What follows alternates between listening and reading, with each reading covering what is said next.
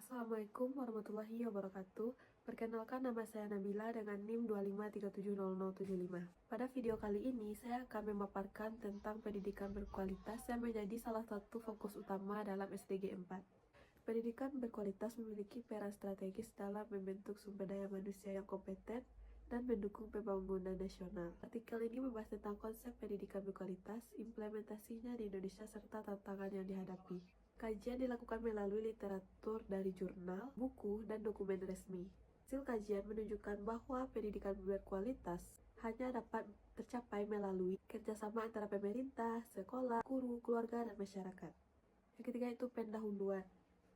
Pendidikan tidak hanya berfungsi sebagai sarana untuk transfer pengetahuan, tetapi juga sebagai pembentuk karakter dan kompetensi peserta didik. SDG 4 menekankan pentingnya pendidikan yang inklusif, adil, dan bermutu. Di Indonesia, meskipun terjadi kemajuan, masih terdapat kendala rendahnya seperti literasi, ketimpangan fasilitas pendidikan, dan kualitas guru yang tidak merata.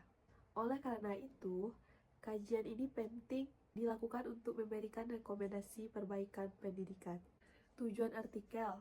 Artikel ini memiliki 4 tujuan. Yang pertama, mendeskripsikan pendidikan berkualitas sesuai standar SDG 4. Yang kedua yaitu menganalisis faktor-faktor yang mempengaruhi pendidikan berkualitas. Yang ketiga itu mengidentifikasi tantangan dalam pelaksanaan pendidikan berkualitas di Indonesia. Dan terakhir yaitu untuk memberikan rekomendasi kebijakan untuk meningkatkan mutu pendidikan. Kelima yaitu konsep pendidikan berkualitas. Menurut UNESCO, pendidikan berkualitas bukan hanya soal hasil belajar, tetapi juga meliputi proses pembelajaran, relevan kurikulum, kesiapan guru, dan lingkungan belajar. Pendidikan yang berkualitas bersifat inklusif, adil, dan mampu memberikan kesempatan belajar sepanjang hayat, termasuk literasi dasar dan digital, kesetaraan gender, serta pendidikan vokasi yang relevan dengan dunia kerja. Keenam yaitu faktor yang mempengaruhi pendidikan berkualitas.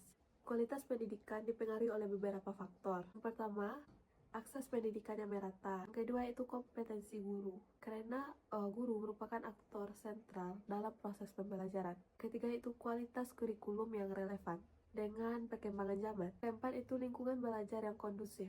Kelima yaitu peran orang tua dan masyarakat dalam mendukung proses belajar peserta didik. Yang ketujuh itu tantangan di Indonesia. Di Indonesia, tantangan pendidikan masih signifikan. Beberapa di antaranya adalah ketimpangan fasilitas antar wilayah, rendahnya capaian literasi nasional, kompetensi guru yang belum merata, tunjangan digital, dan minimnya partisipasi masyarakat dalam mendukung pendidikan.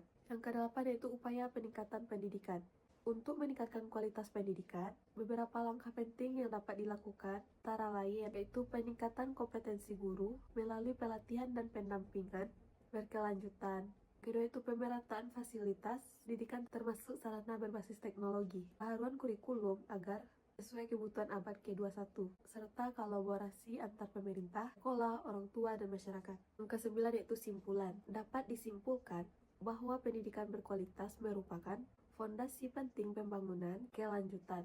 Mutu pendidikan dipengaruhi oleh akses pendidikan, kualitas guru, kurikulum, dan lingkungan belajar. Tantangan seperti ketimpangan wilayah dan rendahnya literasi harus segera diatasi, dan keberhasilan pendidikan memerlukan kerjasama semua pihak. Yang terakhir itu saran.